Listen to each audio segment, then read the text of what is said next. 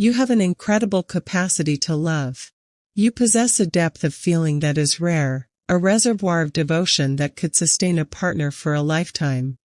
And yet, you seem to reserve it exclusively for the one person who cannot offer it back. It is a quiet, agonizing cycle. You tell yourself that if you just try harder, if you become more desirable, or if you wait long enough, the story will finally change. It never does. The people who are incapable of returning your affection aren't just a bad match, they are a mirror.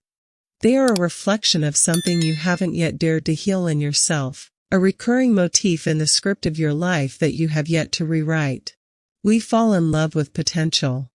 We don't see the person standing in front of us, we see the version of them we could save, or the version that would make us feel whole. This person becomes a vessel for our own unmet needs, a blank slate onto which we project our deepest hungers. Because they are emotionally unavailable, they remain elusive, and you fill that void with your own fantasies.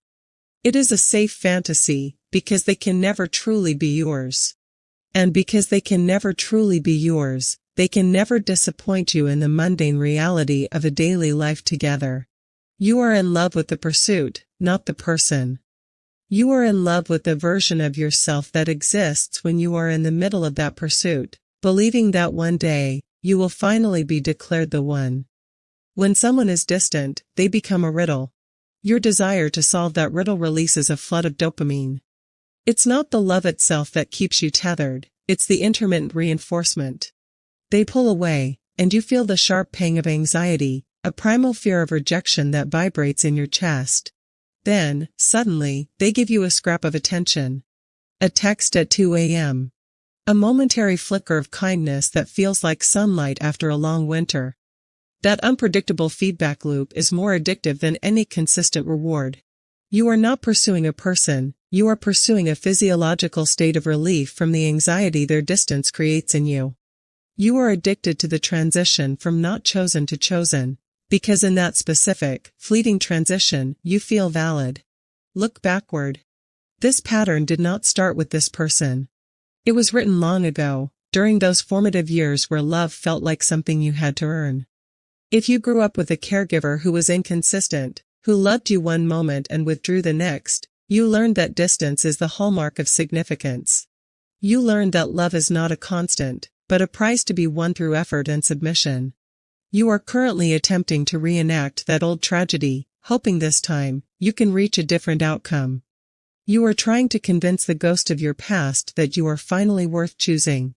You are standing in the wreckage of your own history, looking for a way to prove that you are not disposable. Look backward. This pattern did not start with this person. It was written long ago, during those formative years where love felt like something you had to earn. If you grew up with a caregiver who was inconsistent, who loved you one moment and withdrew the next, you learned that distance is the hallmark of significance. You learned that love is not a constant, but a prize to be won through effort and submission. You are currently attempting to reenact that old tragedy, hoping this time, you can reach a different outcome. You are trying to convince the ghost of your past that you are finally worth choosing. You are standing in the wreckage of your own history, looking for a way to prove that you are not disposable. There is a dangerous arrogance in believing you can change someone. You think that if you are just empathetic enough, or if you can see them clearly enough, they will finally wake up to your value. This is the healer complex, and it is a powerful defense mechanism. By focusing entirely on their emotional unavailability, you avoid the terrifying work of facing your own. If you fix them, you don't have to face why you feel empty when you are finally alone. You don't have to face the fact that you are terrified of a healthy, stable love, because a stable love would require you to be seen. And to be seen is to be vulnerable. To be unavailable is to be protected. You choose those who cannot love you back, not because you are unlucky, but because you are playing it safe. The realization hits eventually. The moment where you see them not as a god to be appeased, but as a wounded, confused person who simply cannot give you what you deserve. This is the most painful point, and the most necessary. To break this, you have to grieve the person you wanted them to be. You have to admit that you were using them as a tool to avoid being alone with your own worthiness. The silence that follows is deafening.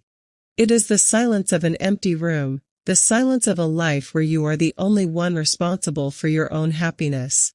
It is terrifying, but it is also the only place where you can begin to build something real. You are not seeking love.